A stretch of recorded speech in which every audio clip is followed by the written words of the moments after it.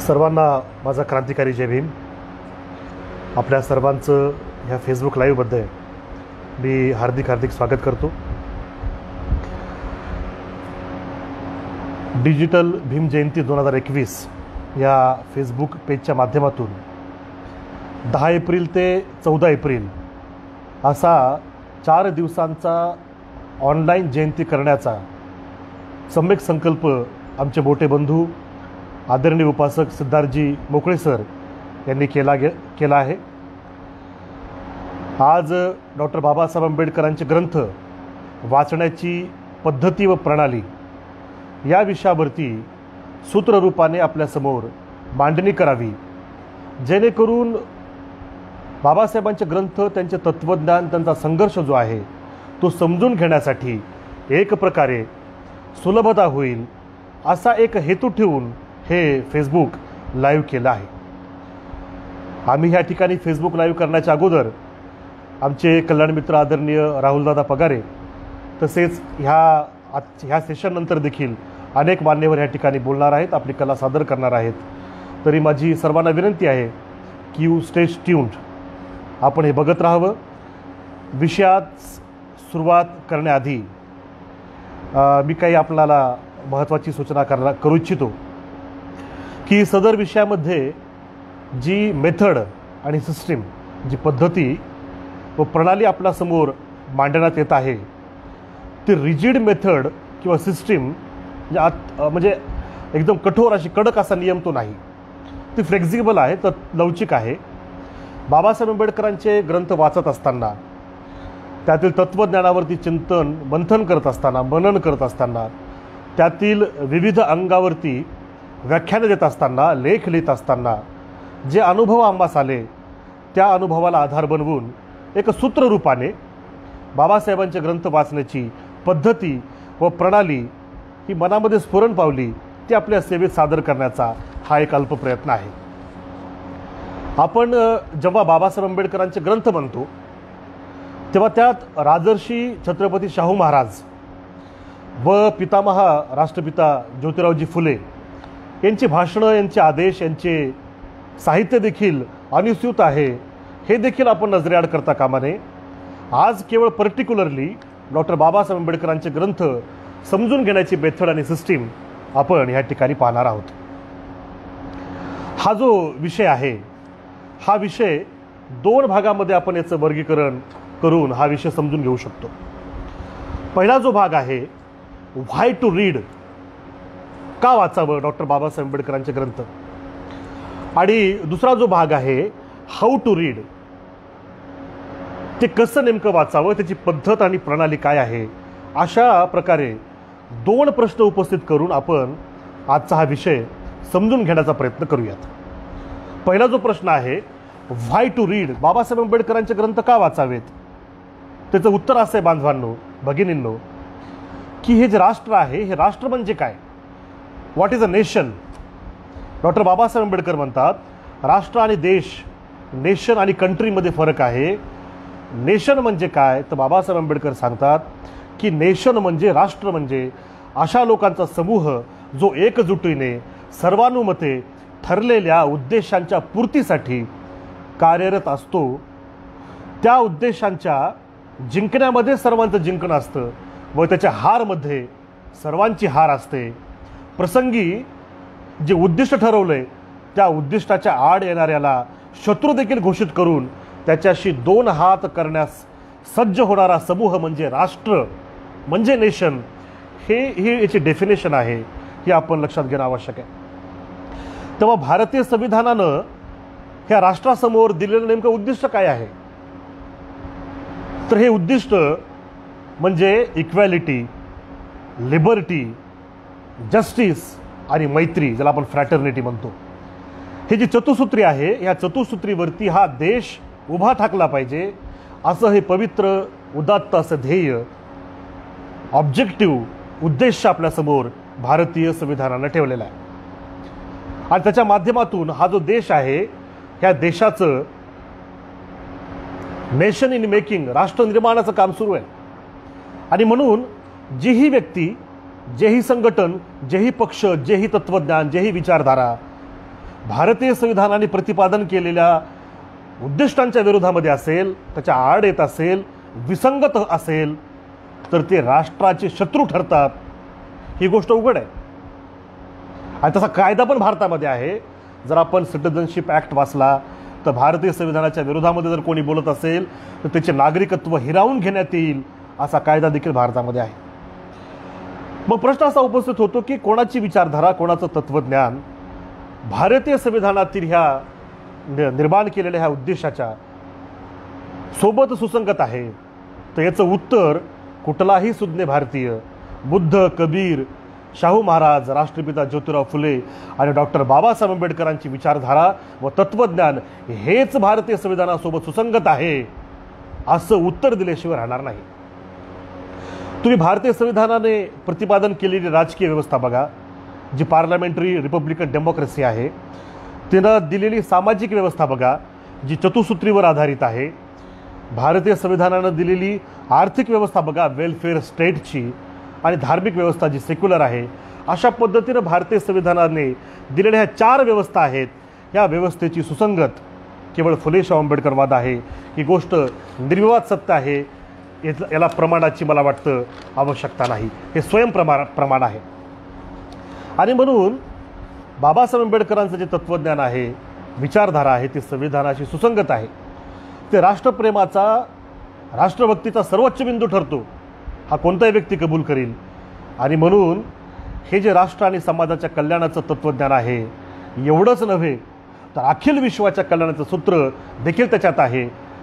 हे कारण आहे आपल्याला बाबासाहेब आंबेडकरांचं साहित्य वाचण्याचं. की नेमकं ते सूत्र काय आहे? मी तुम्हाला उदाहरण सांगतो. आर्टिकल नंबर 13 जर आपण भारतीय संविधानाचं वाचलं, आर्टिकल नंबर 13 काय सांगतं? Laws inconsistent with or in derogation of the fundamental rights be void. जर आर्टिकल अनुच्छेद 13च्या अनुसार भारतीय संविधानाच्या जे कायदे, मूलभूत अधिकार आणि संविधानानं दिलेले याच्याशी विसंगत असतील, सुसंगत नसतील, तर ते शून्यवत होतील. आणि ते कायदे म्हणजे काय, व्हॉट इज लॉ, त्याची देखील व्याख्या, डेफिनेशन त्या अनुच्छेदामध्ये दिलेली आढळेल. कायदा म्हणजे काय? तर कायदा म्हणजे अध्यादेश, आदेश, उपनियम, नियम, नियमन, सूचना, रूढी, परंपरा, वहिवाट जेवढ्याही भारतीय संविधानासोबत सुसंगत नसतील, विसंगत असतील आपल्या अधिकारासोबत, त्या इथून पुढे शून्यवत होतील. आणि तुम्हाला आश्चर्य वाटेल, ज्याला भारतीय संविधानानं शून्यवत घोषित केलं अशा रूढी, परंपरा पुनरुज्जीवित करण्याचं काही लोक संघटित प्रयत्न करत आहेत. त्यांचा तो प्रयत्न जर हाडून पाडायचा असेल तर आपल्याला भारताच्या इतिहासाचं परिशीलन करावं लागेल. आणि त्यासाठी म्हणून आपल्याला डॉक्टर बाबासाहेब आंबेडकरांचे ग्रंथ वाचावे लागतील. हे एक कारण आहे. दुसरं कारण काय, की भारताचं संविधान जे आहे हे दुसरं तिसरं काही नसून त्रैवर्णिक, जो ब्राह्मण, क्षत्रिय, वैश्य आहे, जे अवर शूद्र आहे, अवर्णामध्ये जे आदिवासी आहेत, अस्पृश्य आहेत, बहिष्कृत वर्ग आहे, भटके विमुक्त आहेत, मुस्लिम आहेत, अँग्लो इंडियन आहेत, ख्रिश्चन आहेत, एकंदरीत सर्व अल्पसंख्याक, अशा पद्धतीनं भारतीय समाज व्यवस्थेमध्ये, ह्या राष्ट्राच्या जीवनामध्ये जे जे म्हणून घटक आहेत त्या त्या घटकामध्ये झालेला तो एक प्रकारचा सामाजिक करार आहे. तो सोशल कॉन्ट्रॅक्ट आहे. आणि हा सामाजिक करार, हे जे घटक आहेत, हे घटकांनी अर्थार्थी म्हणजे काही गुण्यागोविंदानं स्वीकारला अशातला भाग नाही. हे सर्व घटक एकमेकासोबत युद्धजन्य असे होते, युद्धजन्य छावण्या होत्या. आपल्याला आश्चर्य वाटेल, डॉक्टर बाबासाहेब आंबेडकरांचं पहिलं भाषण जर आपण संविधान सभेतलं वाचाल, 13 डिसेंबर 1946चं, तर डॉक्टर बाबासाहेब आंबेडकर सांगतात की आपण इथे जमा झालेलो विविध छावण्यातील लोक आहोत आणि मी पुढे जाऊन असं म्हणतो की मी देखील एका छावणीचा लीडर आहे. मग या छावण्यामध्ये झालेला हा काय आहे, हा प्रकारचा करार आहे भारतीय संविधान म्हणजे. आणि हा जो करार आहे, हा करार भंग करण्याचं काम आज काही टोळी करत आहेत. त्या टोळी कोण आहे आपण सुज्ञ आहात, आपण जाणता. एका अर्थानं ब्रोकन सोशल कॉन्ट्रॅक्ट ही जी परिस्थिती निर्माण झालेली आहे, आणि या प्राप्त परिस्थितीला जर आपल्याला सामोरं जायचं असेल तर डॉक्टर बाबासाहेब आंबेडकरांचे ग्रंथ वाचणं अतिशय आवश्यक आहे. दुसरं कारण आपण लक्षात घ्या. तिसरं पण एक कारण आहे. आपण चळवळीमध्ये वारंवार ऐकलं असेल. आदरणीय नानाचंद्र रत्तू ज्यांनी बाबासाहेबांची अतिशय सेवा केली, त्यांनी त्यांच्या ग्रंथामध्ये डॉक्टर बाबासाहेब आंबेडकरांचे जे अखेरचे जे काही विचार होते, त्यांचा जो संदेश होता, तो संदेश आपल्यासमोर दिलेला आहे. डॉक्टर बाबासाहेब आंबेडकर म्हणायचे की माझं समाजाला सांगणं आहे की हा जो समतेचा रथ आहे, हा समतेचा रथ मी इथपर्यंत एवढ्या कष्टानं आणलेला आहे. तुम्हाला पुढे नेता आला तर न्या, परंतु माझी विनंती आहे कमीत कमी त्याला पाठीमागे ओढू नका, जिथं आहे तिथे ठेवा. हा जो समतेचा रथ होता, हे जे बाबासाहेब आंबेडकरांनी एक प्रकारचं एक त्याचं उदाहरण दिलं की समतेचा रथ, एक उपमा दिली, हे नेमकं काय आहे. तर आपल्याला आश्चर्य वाटेल, डॉक्टर बाबासाहेब आंबेडकरांनी जेव्हा ब्रिटिश लोकांनी घोषणा केली होती की आम्ही भारत सोडून जाऊ, पण आमची एक अट आहे की भारतीय समाज जीवनातील, राष्ट्राच्या ह्या जीवनातील विविध घटक जे आहेत त्या घटकामध्ये संविधानाप्रती एक मत झालं पाहिजे, एक कन्सेंट त्यांची आली पाहिजे, आणि जेव्हा ते कन्सेंट येईल तेव्हा आम्ही ट्रान्सफर ऑफ पॉवर, सत्ता आणि संपत्तीचं विभाजन करू. डॉक्टर बाबासाहेब आंबेडकरांनी स्पष्टपणे सांगितलं की ब्रिटिश निघून गेल्याच्या नंतर सत्ता आणि संपत्तीचा वारस म्हणून आमचा देखील वाटा आहे, आमचा देखील हिस्सा आहे. आणि या वारसाच्या सेफगार्डसाठी, सुरक्षेसाठी डॉक्टर बाबासाहेब आंबेडकरांनी जी कॉन्स्टिट्यूशनल सेफगार्ड डिमांड्स मागितल्या होत्या, त्या जवळपास जर आपण बघाल तर एकूण 70 डिमांड होत्या. 70, जसं मी तुम्हाला सांगितलं. परंतु काय झालं, हे सामाजिक करार असल्यामुळे आणि संविधान सभेमध्ये जे मेजॉरिटी, जे बहुसंख्याक होते, त्यांचा तर आपल्या ह्या अधिकारांना विरोध, त्या मी इतिहासामध्ये जाणार नाही. परंतु मला सांगायचं एवढं की 70 डिमांड, आपल्या 70 सेफगार्ड बाबासाहेबांनी मागितल्या. आपल्याला वर्तमान संविधानामध्ये केवळ 7च सेफगार्ड भेटले, केवळ 7. 63 जे उरलेले आहेत ते आपल्याला बाजूला ठेवावे लागले.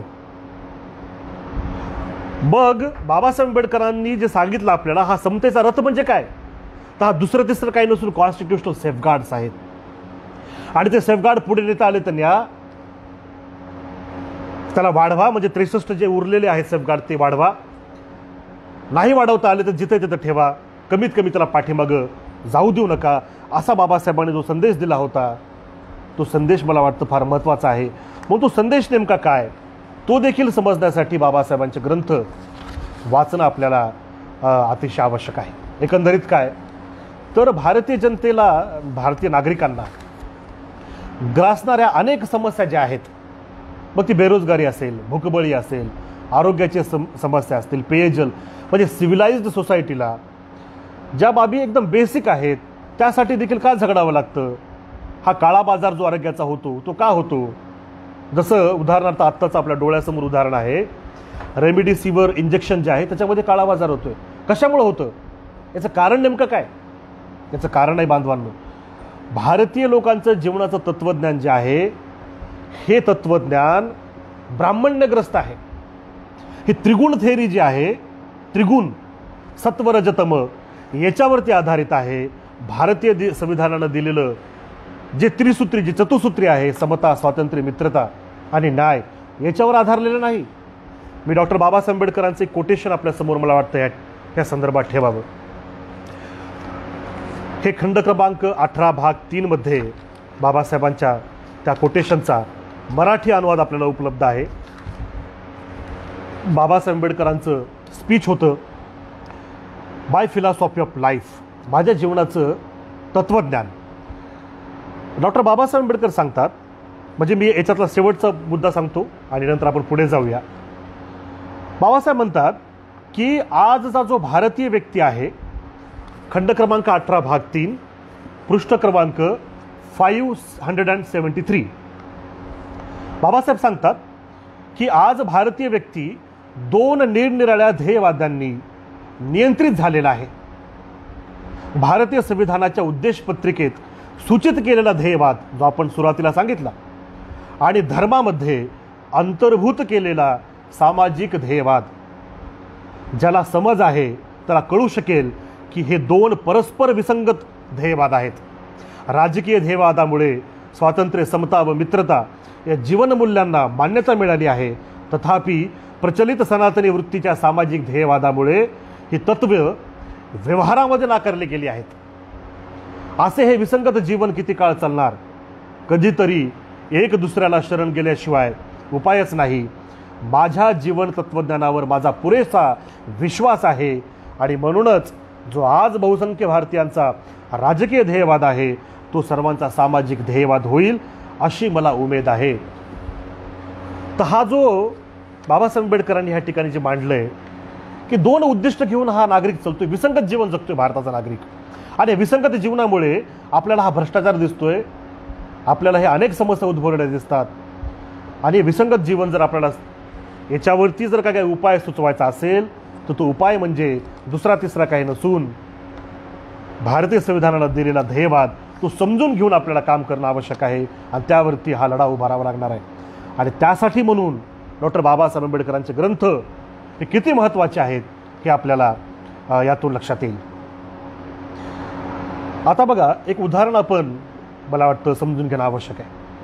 कुठलाही एक कार्यकर्ता म्हणून अनेक संघटना आपल्याकडे आहेत, तर कार्यकर्ता म्हणून असेल किंवा नागरिक म्हणून एक लॉ अबायडिंग सिटीजन, एक कॉन्स्टिट्यूशन अबायडिंग सिटीजन म्हणून, एक अभ्यासक म्हणून, विशेष करून ज्यांना फुले शाहू आंबेडकरवादाचे कार्य करायचं आहे असे जे रेव्होल्युशनरी कार्यकर्ता आहेत यांच्यासाठी मला वाटतं एक उदाहरण फार महत्त्वाचं आहे.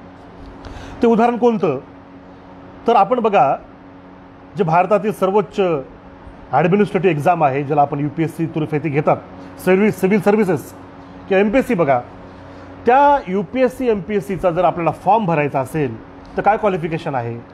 तो क्वालिफिकेशन आहे ग्रॅज्युएशन. त्या ग्रॅज्युएशनला जाण्यासाठी काय क्वालिफिकेशन आहे? तर HSC हायर सेकंडरी आपल्याला कंप्लीट करावी लागते. आणि HSCला जर ॲडमिशन घ्यायचं आहे तर 10वी SSC कंप्लीट पाहिजे. म्हणजे 10+2 असे 12 वर्ष +3 किंवा 4 इयर्स आपलं ग्रॅज्युएशन, असे 16 वर्ष जेव्हा अभ्यास पूर्ण होतो, 16 वर्षाच्या अभ्यासक्रमानंतर तो व्यक्ती फॉर्म भरण्याच्यासाठी क्वालिफाय होतो. फॉर्म भरला म्हणजे त्याला पद ते भेटतं अशातला भाग नाही. ऑन ॲन ॲव्हरेज 3 वर्षाचा त्याला अभ्यास करावा लागतो. प्री असते, मग मेन्स होते, मग इंटरव्ह्यू होतो आणि नंतर मेरिट लिस्ट लागते आणि त्याला ते पद मिळतं. पद मिळाल्यानंतर काय होतं? एक प्रतिष्ठा प्राप्त होते, डिग्निटी प्राप्त होते आणि रोजीरोटीचा प्रश्न संपतो. म्हणजे जर आपण बघाल 16 वर्ष क्वालिफिकेशनसाठी आणि 3 वर्षाचा अभ्यासक्रम पूर्ण करावा लागतो UPSC MPSCसाठी ऑन ॲन ॲव्हरेज, तर ते 16 आणि 3 19 वर्ष रोजीरोटी कमवण्यासाठी 19 वर्षाचा अभ्यासक्रम पूर्ण करावा लागतो. मग डॉक्टर बाबासाहेब आंबेडकरांच्या स्वप्नातला भारत निर्माण करायचा आहे. संविधानानं जे दिलेला ध्येयवाद आणि समाजाचा जो ध्येयवाद आहे त्यातील विसंगती संपवायची आहे. त्यासाठी आपल्याकडे काय क्वालिफिकेशन आहे? हा मोठा प्रश्न आहे. म्हणजे केवळ मी त्या जातीत जन्मलो म्हणून, निळा टिळा लावतो म्हणून, ठासून जेबीम घालतो म्हणून यामुळे मी कार्य करू शकेल अशातला तो भाग नाही आहे. आणि म्हणून ते क्वालिफिकेशन काय आहे ते आपल्या लक्षात असणं आवश्यक आहे. अर्थात आज रोजीरोटी कमवणं देखील अवघड आहे, पण तुलनात्मक दृष्ट्या जर बाबासाहेबांच्या स्वप्नातला भारत बघितला, राष्ट्राचं निर्माण बघितलं तर ते अवघड काम आहे. आणि ते अवघड काम करण्यासाठी काय क्वालिफिकेशन आहे हे आपण लक्षात घेणं आवश्यक आहे. आणि ते क्वालिफिकेशन आहे ते म्हणजे डॉक्टर बाबासाहेब आंबेडकरांचे ग्रंथ वाचणं हे क्वालिफिकेशन आहे. आधी आपल्याला वाचावं लागेल की नेमकं त्यांना म्हणायचे काय, काय करायचं आहे आपल्याला. रेव्होल्युशनरी जो बनायचा आहे तो फिलॉसॉफर रेव्होल्युशनरी आपल्याला बनवायचा आहे. फिलॉसॉफर रेव्होल्युशनरी हे आपण लक्षात ठेवणं आवश्यक आहे. डॉक्टर बाबासाहेब आंबेडकरांनी रेव्होल्युशन अँड काउंटर रेव्होल्युशनमध्ये एक सुंदर वाक्य सांगितलेलं आहे. The moral life begins with knowledge and it ends with wisdom. हे मला वाटतं ह्या ठिकाणी अधोरेखित व्हावं. 26 जानेवारी 1956ला, 26 जानेवारी 1956ला, म्हणजे जवळपास 11 महिन्याआधी बाबासाहेबांच्या महानिर्वाणाच्या, बाबासाहेबांनी एक संदेश दिलेला आहे. हा संदेश बाबासाहेबांनी दिल्लीमध्ये असताना दिला होता. बाबासाहेब काय सांगतात? माझी इच्छा आहे की माझ्या मरणानंतर माझी पुस्तके माझ्या जनतेला मार्ग दाखवित राहावीत. बाबासाहेब आंबेडकरांचं जर आपल्याला समजून घ्यायचं असेल तर कोणी आईच्या गर्भातून शिकून येत नाही. हे का अभिमन्यूचा कार्यक्रम नाही आहे. त्यामुळे आपल्याला ते बेसिक जे आहे ते वाचणं आवश्यक आहे. आपल्याला कष्ट घ्यावे लागतील आणि ते कष्ट घेण्याची आपली तयारी असली पाहिजे. आणि न वाचता जर आपण कार्य करायचा प्रयत्न मला एक सांगायचं आहे आणखी, अनेकांना असं वाटेल की हे ग्रंथ वाचा म्हणून फार इन्सिस्ट करत आहेत. याचा अर्थ मग ज्यांनी वाचलं नाही ते का कार्यकर्ते नाहीत का, किंवा आधीच्या आपल्या पिढीनं कुठं वाचलं. तर मी सांगू इच्छितो की न वाचता कार्य करण्याचा काळ आता गेलेला आहे. आपल्या पूर्वजांना, आपल्या जुन्या लोकांना ते प्रिव्हिलेज होतं, ते विशेषाधिकार होता का तेव्हा आपल्याकडे काही नव्हतंच. आपण झोपड्यामध्ये साधं आपल्या झोपडीवरती कापड देखील नव्हतं. हे जे कोट वगैरे घालून फिरतो आपण, आपल्याला लंगोटी सुद्धा साधी भेटत नव्हती. अशा काळामध्ये ग्रंथ वाचन वगैरे हे मुद्दा नव्हताच, नाहीच. परंतु याचा अर्थ 21व्या शतकामध्ये जे आपण आहोत, आपली वाचनापासून सुटका होईल असा याचा अर्थ नाही. म्हणून माझी कळकळीची विनंती आहे, ज्यालाही फुले शाहू आंबेडकर वादाचं काम करायचं आहे त्याने मिनिमम बाबासाहेब आंबेडकर, राष्ट्रपिता ज्योतिराव फुले, शाहू महाराज वाचणं हे क्वालिफिकेशन आहे. आणि क्वालिफिकेशन वाचल्याच्या नंतर पुढचं आहे, बाकीचे ग्रंथ आहेत आणि बाकीचं त्याचं कार्यकर्तृत्व आहे. परंतु काम जर करायचं असेल तर 21व्या शतकामध्ये आपल्याला ते प्रिव्हिलेज नाही, ही गोष्ट आपण लक्षात घेणं आवश्यक आहे. नाही तर काय होईल माहिती आहे, असंच एक माझा मित्र मला म्हटला होता की म्हटला, पवन सर तुम्ही सांगता वाचा वाचा, काय म्हणजे आता आपली पूर्वजांनी कुठं वाचलं किंवा काय. मी त्याला म्हटलं ती प्रिव्हिलेज त्यांना होतं, आपल्याला नाही. पण मी म्हटलं आपण 21व्या शतकात राहतो, आपल्याला ते प्रिव्हिलेज नाही. उदाहरण मी त्याला सांगितलं, हे बघ तू आजारी पडला तर माझ्याकडे चेकअपला येशील का. तो म्हटला बिलकुल येईल, तुम्ही डॉक्टर असाल तर. पण मी त्याला म्हटलं मी तर डॉक्टर नाही, MBBS नाही. ते मला येणार नाही. अरे पण म्हटलं मी MBBS नाही, MD नाही, तरी देखील मी दवाखाना परभणीमध्ये उघडला, डॉक्टर पवन कुमार शिंदे MBBS MD, तर तू येशील का. तो म्हणला मी येणार नाही. म्हटलं काय येणार नाहीस. तो हसू लागला. मी त्याला म्हटलं अरे सांगतं काय येणार नाही. तो म्हणला मला माहिती आहे तुम्ही डॉक्टर नाहीत. हा म्हटलं मी कोण आहे, MSc ॲग्रीचा विद्यार्थी आहे. म्हटलं तरी देखील मी डॉक्टरकीची डिग्री न घेता डॉक्टर म्हणून जर का समाजामध्ये फिरू लागलो तर मी कोणता डॉक्टर झालो. फ्रॉड, तोतया, नकली, नीम हकीम, मुन्नाभाई MBBS आहे का नाही. म्हणजे एक प्रकारे हा फ्रॉड होणार. म्हणजे जर तुम्ही शरीरानं आजारी पडले तो डॉक्टराचा गुण लागतो का नाही शोधू आपण घेतो. हा समाज आणि राष्ट्र आजारी पडलंय. ह्या आजारी पडलेल्या समाजाचं जर आपल्याला औषध पाहिजे असेल तर ते फुले शाहू आंबेडकरवादाच्या ग्रंथामध्ये आहे. त्यांनी प्रतिपादिलेल्या त्या तत्वांमध्ये आहे, सूत्रांमध्ये आहे. आणि म्हणून ते वाचणं आवश्यक आहे आणि ते वाचून आपण समाजाचे डॉक्टर बनू शकू, ही देखील आपण ह्या ठिकाणी मला वाटतं लक्षात घेणं आवश्यक आहे. तर अशा पद्धतीनं व्हाय टू रीड मला वाटतं हे I am clear on that. आता हाऊ टू रीड, आता जो आपला सर्वात महत्त्वाचा जो विषय आहे, आता केवळ अर्धा तास उरला आहे. मला वाटतं अर्ध्या तासामध्ये मी जितकं मांडता येईल तेवढं आपल्यासमोर मांडण्याचा प्रयत्न करेल. हाऊ टू रीड पर्टिक्युलरली, म्हणजे जनरली आपण फुले शाहू आंबेडकर म्हणतो, आज पर्टिक्युलरली बाबासाहेबांचे ग्रंथ आपल्याला बघायचे. तर बाबासाहेब आंबेडकरांचे हे ग्रंथ वाचण्याची पद्धत आणि प्रणाली कोणती आहे. ही प्रणाली काही म्हणजे रिजिड नाही, जसं मी तुम्हाला सांगितलं फ्लेक्झिबल आहे. दुसरी गोष्ट अशी, मी ही जेही मांडणार आहे ते माझ्या अनुभवात जे आलं ते अनुभवातून मांडणार आहे. अर्थात आपल्या आपल्या अनुभवानुसार वेगवेगळी मांडणी देखील होऊ शकते, अनेक सूत्र देखील निर्माण होऊ शकतात. मला वाटतं ते आपण या ठिकाणी त्या संदर्भात व्यक्त व्हावं. डॉक्टर बाबासाहेब आंबेडकरांचं जे आज आपल्याला उपलब्ध साहित्य आहे ते एकूण 22 खंड आहेत. 22वा खंड तर चित्रमय चरित्र आहे. म्हणजे लिखाणाची एकूण 21 खंड आपल्याला उपलब्ध आहेत. आणि 21 खंडाचं जर आपण कॅल्क्युलेशन कराल तर जवळपास 16,977 पानं आहेत. तेवढी वाचावी लागतील. ज्याला खरोखर बाबासाहेबांच्या स्वप्नातला भारत बनवायचा आहे त्याचं हे मिनिमम क्वालिफिकेशन आहे. आणि जर आपण त्याच्यामध्ये बाबासाहेबांचं चित्रमय चरित्र टाकलं तर जवळपास 17,000 ते पानं होतात.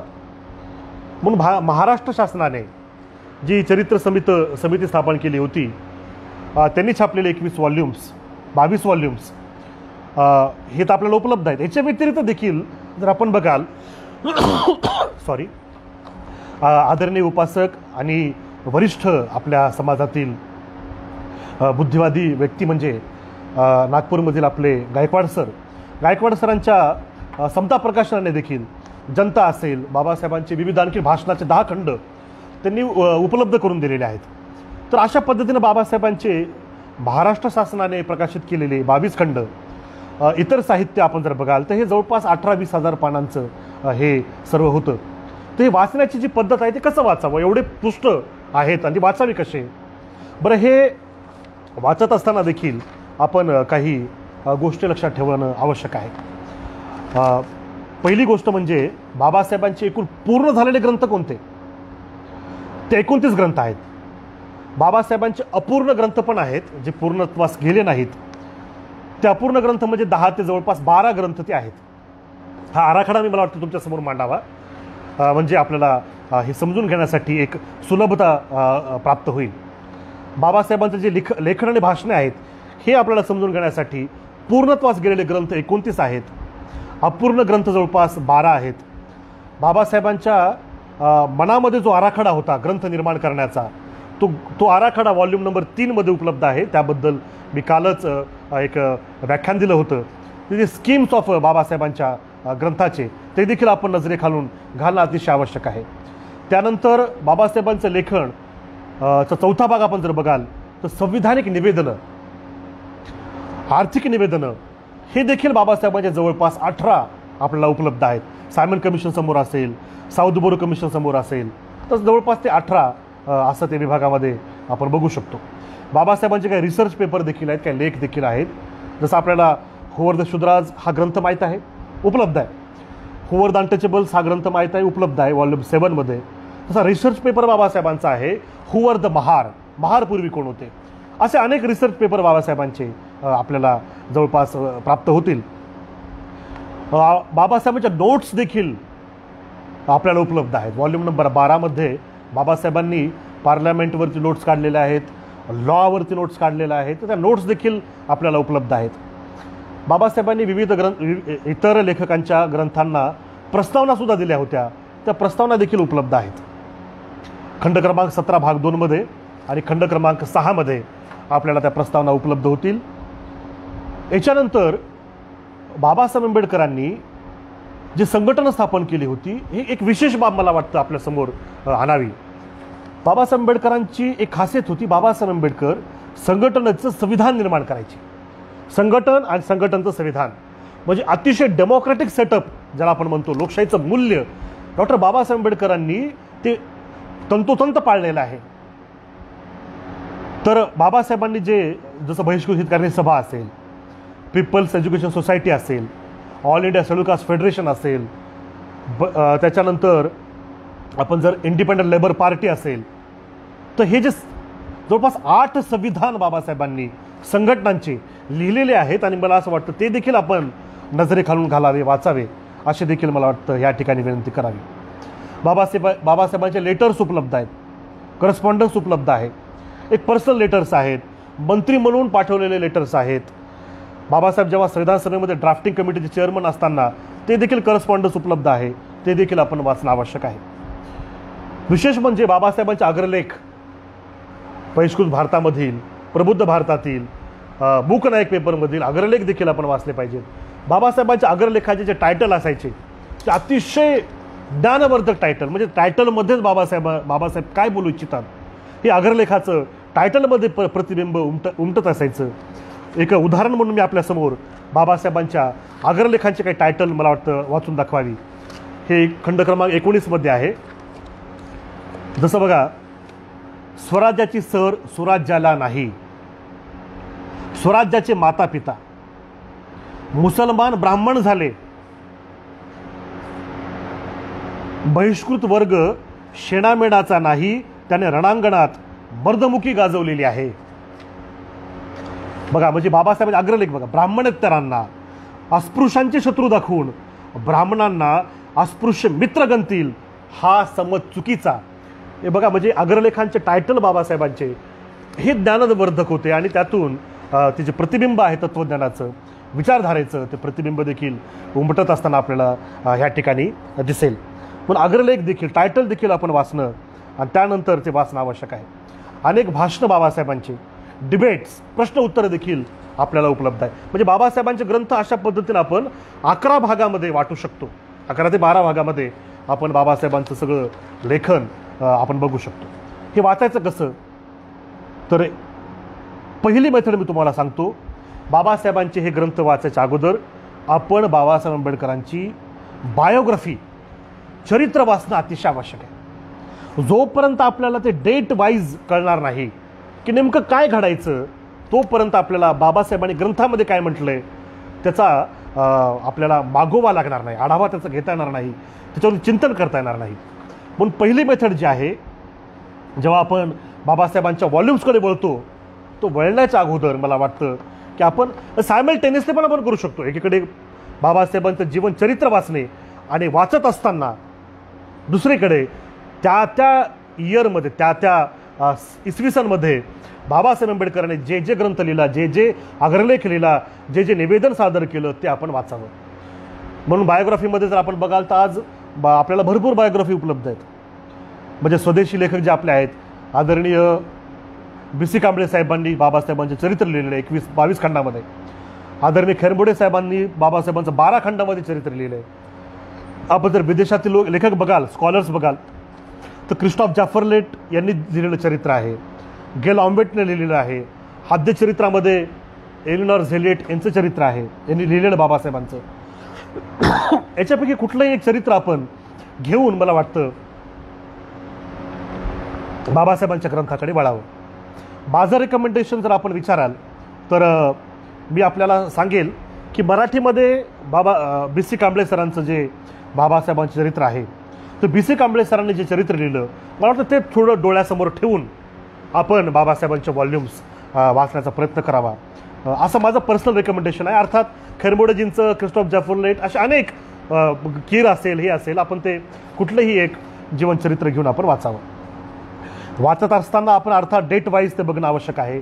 त्यासोबत आपण ऑल इंडिया काँग्रेस जी होती, राष्ट्रीय सभा, ऑल इंडिया मुस्लिम लीग होती त्या काळामधली, हिंदू महासभा असेल, हा स्वयंसेवक लोकांचा संघ असेल, ब्रिटिश लोक असतील, जगातलं जे त्यावेळेसचं जे धोरण असेल, पहिल्या महायुद्धामुळे बदललेलं, दुसऱ्या महायुद्धामुळं सेल्फ डिटर्मिनेशन हे धोरण जे आहे, ह्या सेल्फ डिटर्मिनेशन धोरणमुळे स्वराज्याची चळवळ निर्माण झालेली आहे. म्हणजे हे आता आपल्याला बाबासाहेब वाचताना लक्षात येईल की कसं जगाच्या धोरणाचा भारतावरती, भारताच्या धोरणाचा जगावरती असा एकमेकावरती हा प्रभाव पडलेला आहे, ते आपल्याला लक्षात येईल.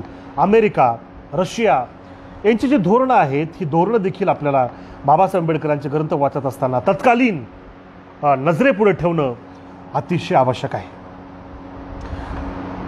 या व्यतिरिक्त आज मराठीमध्ये बाबासाहेबांचे 18वा खंड जो आहे 22 वॉल्यूमच्या सिरीजमध्ये, तो 18वा खंड भाग 1, 2, 3 हा मराठी भाषणांचा आहे. हा तर आपण आवर्जून वाचलाच पाहिजे, पूर्ण भाषणं. दुसरं 19 आणि 20 हे बाबासाहेबांचं पूर्ण त्यांचं न्यूजपेपरमधलं, वर्तमानपत्रामधलं लेखन आहे, ते देखील आपण वाचलं पाहिजे. मराठीत आपण वाचणं आवश्यक आहे.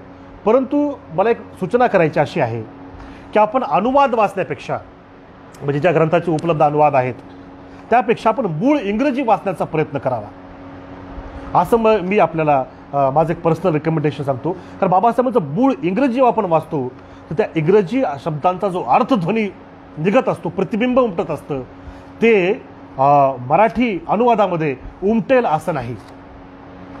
त्यामुळे माझी विनंती आहे जसं की आपण हे मूळ इंग्रजी वाचणं आवश्यक आहे.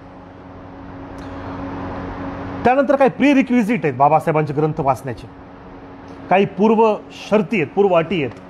त्या पूर्व अटी काय, तर आपल्याला बाबासाहेब आंबेडकरांचे ग्रंथ समजून घ्यायचे असतील तर सायमल्टेनियसली आपल्याला प्राचीन रोम जो आहे, रोमन साम्राज्य, मग ते रोमन साम्राज्य असेल, रोमन एम्पायर किंवा होली रोमन एम्पायर असेल, किंवा ग्रीस जे सिव्हिलायझेशन, ग्रीक सिव्हिलायझेशन, याचा एक थोडक्यात आढावा किंवा थोडक्यात संक्षिप्त इतिहास आपल्याला माहीत असणं आवश्यक आहे. जे मिलेनियल्स आहेत, आफ्टर 90चा ज्यांचा जन्म आहे, तर त्यांनी डिस्कवरी चॅनल असेल, नॅशनल जॉग्राफी असेल, हिस्ट्री चॅनल असेल, त्या चॅनल्सवरती रोमनचा इतिहास, ग्रीक लोकांचा इतिहास, ग्रीक लोकांची मायथॉलॉजी हे बघितलेले असेल.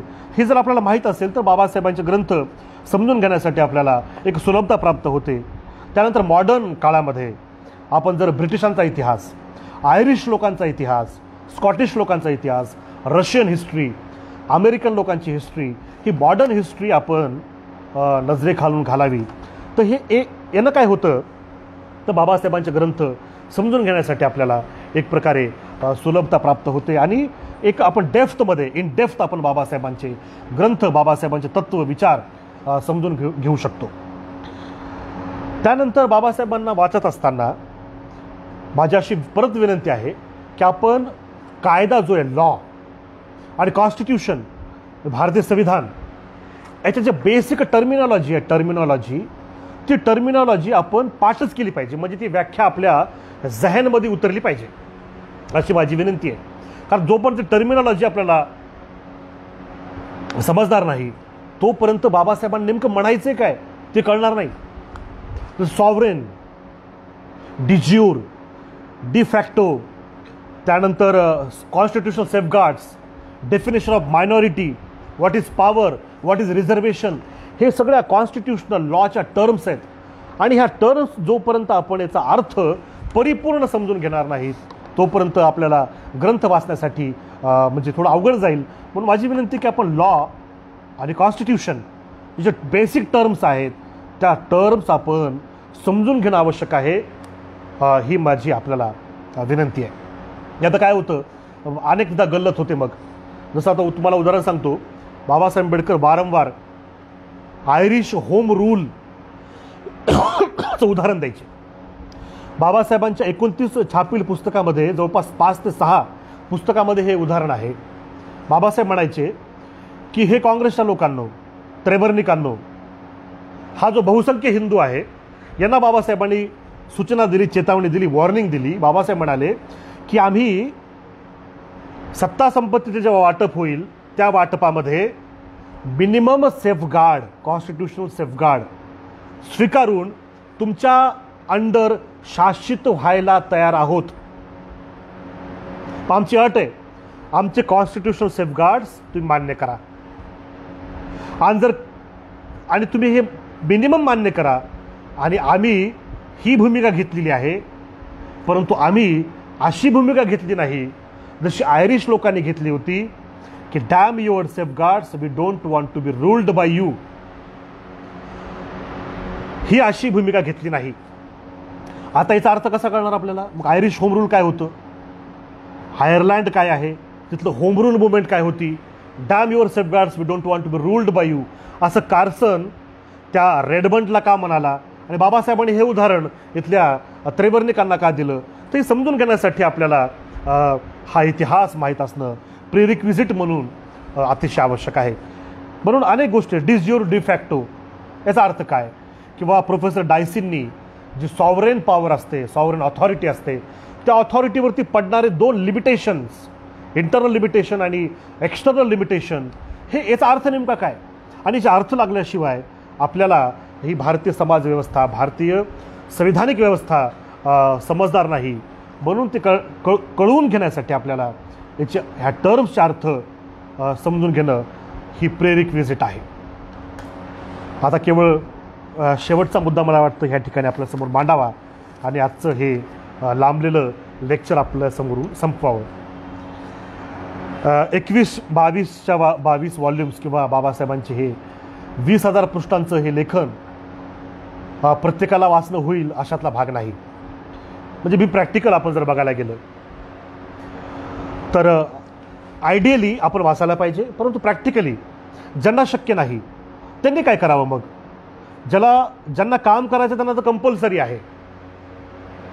विदाऊट क्वालिफिकेशन कोणी आंबेडकराईट कार्यकर्ता, मला वाटतं की आपण देखील आता ठरवावं की हु इज आंबेडकराईट. जाती जन्मला म्हणून आंबेडकराईट असं मान्य आता बंद केलं पाहिजे. तर मला सांगायचं एवढं होतं की मग हे वाचू नाही शकणार प्रत्येकजण. मग प्रॅक्टिकली जो आपला बांधव, आपली भगिनी आहे, मग त्यांनी मिनिमम आपलं घरगृहस्थी सांभाळून, आपला अभ्यास सांभाळून, आता जे विद्यार्थी आहेत, जे प्रोफेशनल आज काम करत आहेत, गृहिणी आहेत, यांना हे एवढा वेळ मिळत नाही. मग त्यांनी काय वाचावं? 21 खंड वाचता येणार नाहीत. मग माझं रिकमेंडेशन आपल्याला काय आहे? मला वाटतं हे रिकमेंडेशन आपल्यासमोर ठेवावं आणि आजचं हे लेक्चर या ठिकाणी संपवावं. तर माझं रिकमेंडेशन राहील की आपण बाबासाहेबांचे 21 खंड नाही वाचले तर आपण काही मुद्दे काही ग्रंथ वाचणं आवश्यक आहे. पहिलं आपण खंड क्रमांक 9 जो आहे, what Congress and Gandhi have done to the untouchables आणि under the providence of mister Gandhi, हे दोन त्याच्यामध्ये व्हॉल्यूम नंबर 9 मध्ये आहे. तर व्हॉल्यूम नंबर 9 मधील चॅप्टर नंबर 9 हा आपण पूर्णपणे वारंवार, मी तर म्हणतो 10 वेळेस वाचला पाहिजे. हे माझं फर्स्ट रेकमेंडेशन. दुसरं, व्हॉल्यूम नंबर 12 मध्ये Pax Britannica and the Untouchables, Pax Britannica and the Untouchables हा बाबासाहेबांचा ग्रंथ जो आहे तो आपण वाचला पाहिजे. तिसरं, caste in India and annihilation of caste, हे 2 क्लब करून हे तर बेसिक आहे, ते आपण वाचलं पाहिजे. चौथं, बुद्धिझमसाठी आपल्याला Buddha and his Dhamma, Karl Marx आणि रेव्होल्युशन काउंटर रेव्होल्युशन. तर मला वाटतं हे 3 सेट ऑफ बुक्स जे आहे ते ॲसेन्शियल रीडिंग आहे to know doctor Babasaheb Ambedkar's philosophy and ideology. म्हणून मला वाटतं की आपण हे ॲसेन्शियल रीडिंग कराल. या व्यतिरिक्त बाबासाहेबांचे स्पीचेस आहेत, तर ते स्पीचेस देखील आपण डेट वाईज आपण नजरेखालून घालू शकतो. 10-10 वर्षाचा कालावधी, जसं मी वाचत असताना मी ते केलं होतं की आपण बाबासाहेबांच्या ह्या स्पीचेसचं एक 5 वर्षाचा कालावधी किंवा 10 वर्षाचा कालावधी करून ते वाचावं असं मला वाटतं, असं ह्या ठिकाणी सुचवा वाटतं. तर हे बेसिक आहे. हे वाचल्यानंतर जसं बाबासाहेब म्हणाले होते की आपल्या कार्यकर्त्यांनी सामाजिक आणि धार्मिक विषयांचा सूक्ष्म अभ्यास केला पाहिजे. जगामध्ये अनेकांसाठी काय घर बांधले, ताजमहाल बांधलं, परंतु आपण त्यांचे अनुयायी आहोत ज्यांनी ग्रंथांसाठी घर बांधलं. तर जगातले आपले अनेक ग्रंथ वाचणं होतील आय डोंट नो, परंतु ज्यांनी आपल्याला मुक्त केलं त्यांचे तरी ग्रंथ आपण वाचणं आवश्यक आहे. तरच आपण ही चळवळ, हा संघर्ष करण्यासाठी आपल्याला एक शक्ती प्राप्त होईल, एक शक्तीचा संचय होईल, एक उत्साह संचारेल आणि आपण नेमकेपणानं बोलू शकतो की आपल्याला नेमकं करायचं काय. मी तुम्हाला एक उदाहरण सांगतो. जेव्हा मी दिल्लीमध्ये होतो तेव्हा एक व्यक्ती मला भेटला आणि तो म्हणला, मिस्टर शिंदे की तुम्ही जे लोक आहात आंबेडकराइट्स, हे झगडत राहता हमेशा. तुम्हाला कॉन्स्टिट्युशनली फंडामेंटल राईट्स भेटले, यू गॉट रिझर्वेशन, तुम्हाला पॉलिटिकल रिझर्वेशन पण आहे, एज्युकेशनमध्ये पण आहे, तर मग तुम्हाला आणखी हवं आहे काय, व्हॉट यू वॉन्ट, असा त्याने प्रश्न उपस्थित केला. तुम्हाला तर सगळं प्राप्त झालं, मग तुम्हाला हवं आहे काय. तर डॉक्टर बाबा, हे जर मला माहीत नसतं तर मी त्याला उत्तर देण्यासाठी कॅपॅसिटी नव्हती, कारण त्या मेरिट्सवरती आपल्याला बोलता येत नाही की हे नाही प्राप्त झालं, ते नाही झालं, भ्रष्टाचार आहे, हे वेगळं कार्यक्रम आहे. परंतु आपल्याला कॉन्स्टिट्युशनली बोलणं फार आवश्यक आहे. आणि बाबासाहेब वाचल्यामुळे मी त्याला उत्तर देऊ शकलो. मी त्याला म्हटलं, मित्रा, हे कॉन्स्टिट्यूशन म्हणजे सोशल कॉन्ट्रॅक्ट आहे, हा सोशल कॉन्ट्रॅक्ट आहे. ब्राह्मण, क्षत्रिय, वैश्य, शूद्र, बहिष्कृत लोक आपल्यामध्ये झालेला कॉन्ट्रॅक्ट आहे आणि आम्ही मिनिमम आमचे सेफगार्ड्स याच्यामध्ये आहेत म्हणून त्याला मान्यता दिलेली आहे. आमचे जवळपास 63 सेफगार्ड उरलेले आहेत, ते आम्हाला पाहिजे, त्यासाठी आमचा झगडा आहे. उदाहरणार्थ सेपरेट सेटलमेंट. उदाहरणार्थ आपल्याला जर आपण बाबासाहेबांना वाचाल तर UPSCच्या माध्यमातून जे IAS IPS साठी रिझर्वेशन आहे, रिझर्वेशन इन सर्व्हिस, परंतु बाबासाहेबांची डिमांड काय होती, UPSC तर्फे जी भरती केली जाते सिव्हिल सर्वंट्सची, ते जे पॅनल आहे, जे पॅनल इंटरव्ह्यू घेतं, त्या पॅनलमध्ये रिझर्वेशन ही डिमांड होती. आता माननीय मंडल साहेबांनी, दिलीप मंडल साहेबांनी पाठीमागे UPSCचा घोटाळा उघडकीस आणला. काय घोटाळा होता तो, की शेड्यूल कास्ट, शेड्यूल ट्राईब, OBCच्या कॅन्डिडेटला मेन्समध्ये, प्रीमध्ये मॅक्झिमम मार्क आहेत, परंतु इंटरव्ह्यूमध्ये अतिशय कमी मार्क आहेत, अत्यल्प मार्क आहेत. कशामुळे? का त्या पॅनलमध्ये कोण बसलंय? मला वाटतं आपण सुज्ञ नागरिक आहात, यू नो ते कोण आहेत, त्यांच्या जीवनाचं तत्त्वज्ञान काय आहे. ते जीवनाचं तत्त्वज्ञान ब्राह्मणिझम आहे. आणि म्हणून बाबासाहेबांची डिमांड होती, जी डिमांड आताच्या संविधानात नाही मानलेली, ती म्हणजे त्या पॅनलमध्ये रिझर्वेशन, सेपरेट सेटलमेंट असेल आणि अशा अनेक जवळपास 63 डिमांड आपल्या राहिलेल्या आहेत. तर हे केव्हा कळेल आपल्याला, जेव्हा आपण डॉक्टर बाबासाहेब आंबेडकरांचं हे वाचन जेव्हा आपण करू तेव्हा आपल्याला ह्या गोष्टी समजण्यास एक सुलभता होईल। आणि हे करत असताना जे आपल्याला आपला हेतू आहे, एक फिलॉसॉफर रेव्होल्युशनरी आपल्याला पाहिजे आणि तो निर्माण होण्यासाठी बाबासाहेबांचे ग्रंथ आपल्याला शक्ती प्रदान करोत, अशीच ह्या ठिकाणी मी एक आकांक्षा व्यक्त करतो। आणि मी पुनश्च एकदा आमचे मोठे बंधू आदरणीय सिद्धार्थदादा मोकळे यांचे मी आभार मानतो। डिजिटल भीम जयंती 2021 ह्या फेसबुक पेजचे जेवढे ॲडमिन्स आहेत, जेवढेही ज्यांच्या संकल्पनेतून हा फेसबुक पेज निर्माण झाला, त्यांचे देखील मी या ठिकाणी आभार व्यक्त करतो। आणि 130व्या जयंतीनिमित्त आणि उद्या राष्ट्रपिता ज्योतिराव फुलेजींची जयंती आहे, त्यानिमित्त देखील मी आपल्या सर्वांना या ठिकाणी शुभेच्छा आणि मंगलकामना व्यक्त करतो। आपण मला ऐकून घेतलं त्याबद्दल मी आपले आभार मानतो। आणि काही प्रश्न असतील तर आपण कृपया प्रश्न विचारावे। माझा मोबाईल नंबर हा मी माझ्या फेसबुक पेजवर टाकलेला असतो। आणि ह्या ठिकाणी मला एक आवाहन देखील करायचं आहे की आदरणीय खेरमोडे सरांचं जे मराठी बाबासाहेबांचे चरित्र आहे, त्या चरित्राचं इंग्रजी अनुवाद आज सुरू आहे। तो इंग्रजी अनुवाद आदरणीय आमचे मार्गदर्शक कुफीरदादा यांच्या मार्गदर्शनाखाली सुरू आहे। तर माझी आपल्या प्रेक्षकांना विनंती आहे की आपल्यापैकी कोणी व्हॉलंटिअरली जर कोणी खेरमोडेजींच्या ह्या ग्रंथांचं इंग्रजी अनुवाद करू इच्छितो तर कृपया त्यांनी आमच्यासोबत संपर्क करावा। आदरणीय गौरवदादा असतील, आमचे गौरव सोमवंशीदादा असतील, राहुल गायकवाड सर असतील, RTI पेज आपला आहे, RTI भीमाच्या लेखण्या, ह्या पेजसोबत देखील आपण संपर्क करू शकता। एवढीच मी ह्या ठिकाणी परत एकदा आपल्याला आवाहन करतो आणि धन्यवाद म्हणतो। आपल्या सर्वांना माझा क्रांतिकारी जय भीम, जय भारत, जय संविधान, good night. Thank you very much.